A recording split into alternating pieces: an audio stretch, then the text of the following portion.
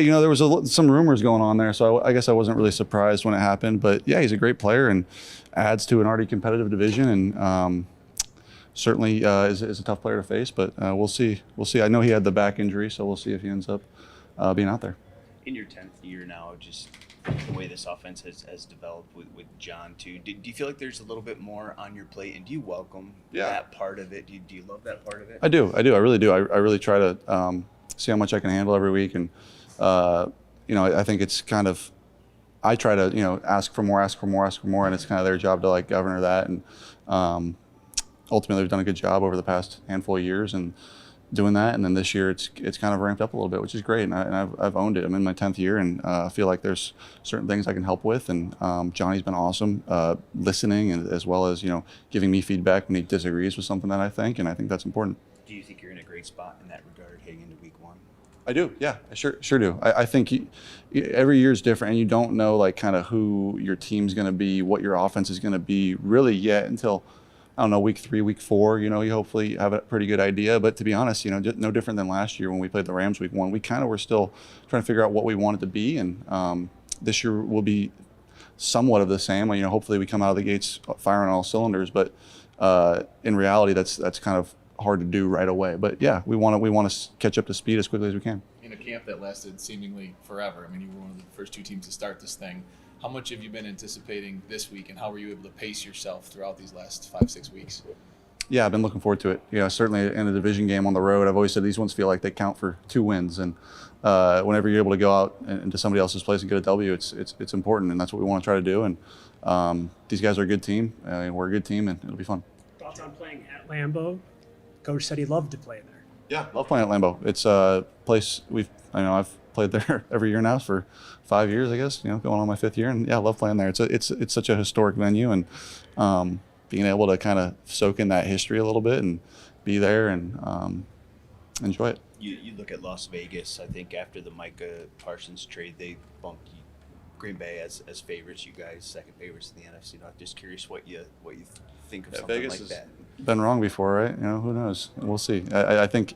They're a good team. They added a good player, and we're all 0-0, so we will see. You guys are bringing most of the same players back, and it seems like continuity is a big deal for you guys. While all these other teams are making big moves and making changes, how important do you think the continuity is? I do think it's important. I do. I really do. I think it speaks to kind of who we've been the last handful of years, that we have the same players coming back, and that upstairs they've rewarded those players and kept them in house, and it's important. It's important for the locker room, and to have the same guys coming back, to have the same leaders in the room. We just had captains. It's all the same guys, and I think that's important.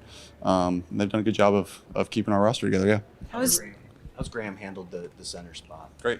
It's been great. Is it almost the same? Like, obviously skill-wise, but I mean, just the preparation. There's a lot of similarities, and there's a lot of differences from Frank. Obviously, Frank is such a great player, and it's hard to replace him in any capacity. But Graham is a great player in his own right as well, and has done a hell of a job stepping into that role, and even last year at times when he needed to step in there. And he's been great, man. He really has. He's taken a lot of the responsibility on his shoulders, and I thought today was great by him, and he's been a lot of fun to work with. From a statistical standpoint, you obviously had a career year. I mean, how much more production do you think can be extracted, from your arm, I guess, going forward? Yeah, I don't know. Statistically, I don't really concern myself. I don't really care. Just trying to win, and the stats come great. But yeah, I don't know how to answer that without just saying all I care about is winning, really. Jared, how has your receiving core evolved going into this season?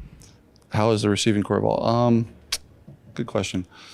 I think, J-Mo is obviously the one that everyone is talking about. The big step he's taken forward has been fun to watch. St. Brown's continue to be as consistent as ever, and the all-pro caliber player he's been. I thought Leaf's been great. And then the young guy, Tesla, stepping in there and doing a good job and becoming a fixture in our offense. Obviously, losing Tim is tough, and it's not something ever you want to see as a quarterback, especially a guy you like and has been reliable. But I thought Isaac's done a good job stepping in there and being a good player. Overall, how did you feel about your training camp, and where do you feel like you're at now heading into week 1? Yep. Great. Yeah, feel great. I'm glad it's over. I'm glad we're playing football now. We talked about last year, teach you about the importance of the postseason really being like the only thing that matters, or maybe confirm. And how do you sort of keep that in perspective with knowing you have to take care of business in the regular season, but ultimately the only thing that you guys will be judged on is Super Bowl, I guess.